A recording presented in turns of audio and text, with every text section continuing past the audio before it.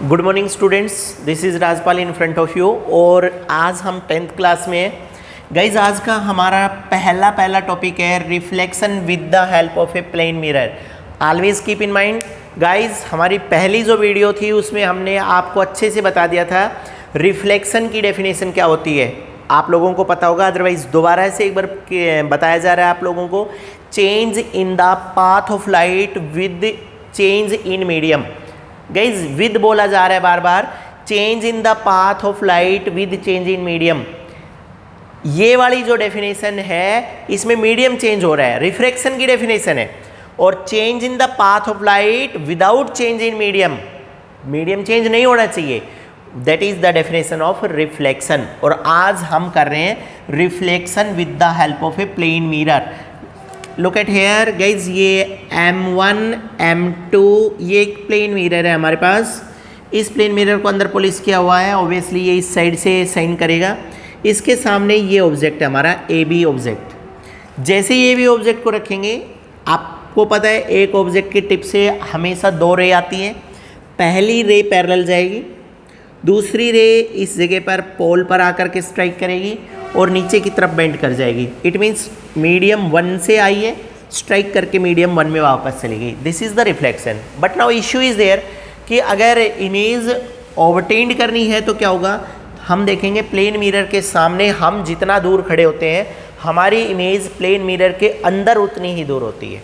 तो that is there, ये object है, ये जितना दूर ये यहाँ से है, आपको बोला गया था objective distance are always be represented by u and image distance are represented by v।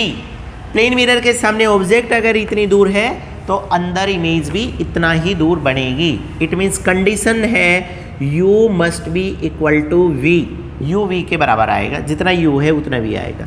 Secondly raise तो इधर आ गई, इमेज ऑब्टेन करने के लिए मिनिमम 2 रेज की ज़रूरत होती है। पहले वाली डॉटेड में इधर गई है, दूसरे वाली डॉटेड में यहाँ जाएगी।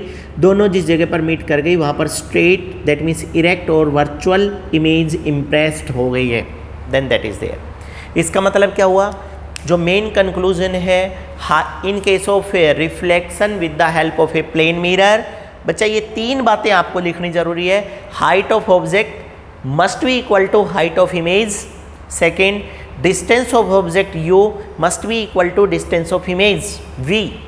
नेचर की अगर बात की जाए तो virtual, erect and same size as that of the object. जितना ऑब्जेक्ट है उतनी ही ऊंची इमेज मिलेगी। These are the 3 conclusive point when reflection occurs with the help of a plane mirror.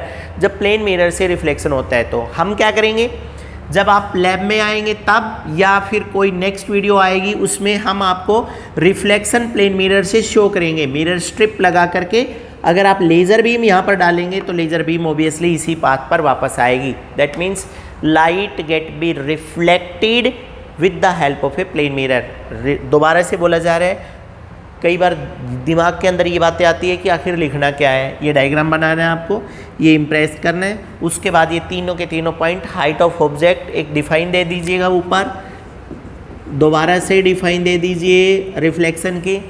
A process in which change in the path of light without change in medium, then that is the reflection. Second, height of object equal to height of image. Distance of object must be equal to distance of image. और nature की अगर बात करें तो virtual, erect and same size as that of the object हमारे पास obtained होगा। These are some important point of reflection with the help of a plane mirror. Guys second topic की तरफ अगर आज हम आगे चलें, then that really very important.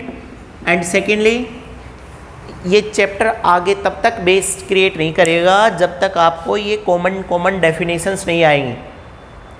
पहली डेफिनेशन है, देखिएगा इस प्रिंसिपल एक्सिस इमेज बनानी है हमें। उसके लिए एक लाइन होती है जिसके ऊपर सेंटर ऑफ कर्वेचर होगा, प्रिंसिपल फोकस होगा, पोल होगा। अब डेफिनेशन दी जा रही है, principal axis is the line which join centre of curvature C, principal focus F, pole of the mirror P and can be extended to and fro. एक ऐसी लाइन जिसके ऊपर सेंटर ऑफ कर्वेचर C है, principal focus F है, पोल P है, और उसको आगे पीछे कहीं भी कितना भी बढ़ाया जा सकता है, then that is called as principal axis. Principal axis is the path on which center of curvature C, principal focus F and pole of the mirror are situated and can be extended back and forth and to and fro, then that is called as principal axis. Second हमारे पास आ रहा है center of curvature, यहाँ से भी दिखाई दिया जा रहा है आप लोगों को, अदरवाइज दोबारा से गाइस कंपास लेकर के आप एक सर्कल बनाइएगा तो ऑब्वियसली आपको उस सर्कल में सेंटर रिप्रेजेंट करना पड़ेगा, then that is the centre C of the circle. अब एक काम करो, यहाँ से इतना पीस कट कर लीजिएगा, ये ए टू बी, और इतने पीस को मिरर बना दीजिएगा by polishing its outer surface. देखो बच्चा आराम से, हमारे पास एक होलो स्फीयर था, हमने इस होलो स्फीयर का सेंटर रखा है, इस होलो स्फीयर के एक सेगमेंट को मिरर बना दिया। अब ये कह रहे सेंटर ऑफ कर्वेचर सी को डिफाइन करना है, तो देखिएगा centre of curvature C is actually the centre of hollow sphere whose mirror is a part. I repeat again, centre of curvature C is actually the centre of hollow sphere whose mirror is a part. Centre of curvature actual में उस hollow sphere का centre होता है जिसका mirror खुद एक हिस्सा है, दैट इज देयर। उसके बाद हमारे पास नेक्स्ट डेफिनेशन आती है पोल, 1 मार्क्स में बहुत बार आता है, what is the another name of pole, तो याद रखिएगा पोल का दूसरा नाम वर्टेक्स होता है। Pole are also be known as vertex.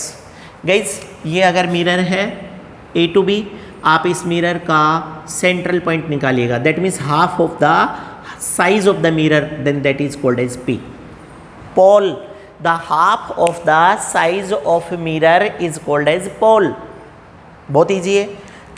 ये 4th नंबर के ऊपर दोबारा से बहुत इंपॉर्टेंट डेफिनेशन बनने जा रही है। रेडियस ऑफ कर्वेचर, 2 डेफिनेशन देंगे हम आपको। पहली तो ये, radius of curvature is actually the radius of hollow sphere. Radius of curvature is actually the radius of hollow sphere whose mirror is a part. Radius of curvature उस hollow sphere की radius है जिसका mirror एक हिस्सा है, या radius of curvature is the twice of distance of principal focus. जो principal focus है, प्रिंसिपल फोकस का डबल कर दीजिएगा, रेडियस आ जाएगी, या रेडियस ऑफ कर्वेचर एक होलो स्फीयर की रेडियस है। Next, principal focus F. Guys only this way to give the definition, the half of the radius of curvature is called as principal focus. आज के lecture का last topic and that is very very important, image. सुनिए guys, whenever 2 or more than 2 rays are actually intersect at a point, then they are responsible for making the image। जब 2 या 2 से ज़्यादा लाइनें किसी point के ऊपर meet करती है तो उस जगह पर इमेज बनती है। Now image are of 2 types, one is a virtual and another is real। if rays are not meet actually but they appear to meet, अगर रेज एक्चुअल में मीट नहीं कर रही बट हमें ऐसा लग रहा है कि मीट होगी, ये देखिएगा यहाँ पर ये रेज तो ओरिजिनली इधर चली गई है बट इधर लग रहा है कि that appear to meet, so virtual image are from there. Virtual image are not be obtained on the paper and screen. Virtual image are always be represented by dotted line. Second है हमारे पास real image. whenever 2 or more than 2 rays are actually intersect at a point, 2 या 2 से ज़्यादा image अगर actually किसी point के ऊपर इंटरसेक्ट करती है, then that makes the real image। real image may be obtained on the paper, screen and that is real। Real image में रेज एक्चुअल में इंटरसेक्ट करेगी। आई होप गाइज आपको सब कुछ समझ आ गया होगा। फिर भी इस लेक्चर के रिगार्डिंग अगर आपको कोई प्रॉब्लम है देन प्लीज़ कमेंट बॉक्स में लिख दीजिएगा। दूसरा, बच्चा बार बार बोला जा रहा है प्लीज़ चैनल सब्सक्राइब करिएगा, बेल आइकॉन को प्रेस करिए ताकि नोटिफिकेशन आ जाए। Thank you.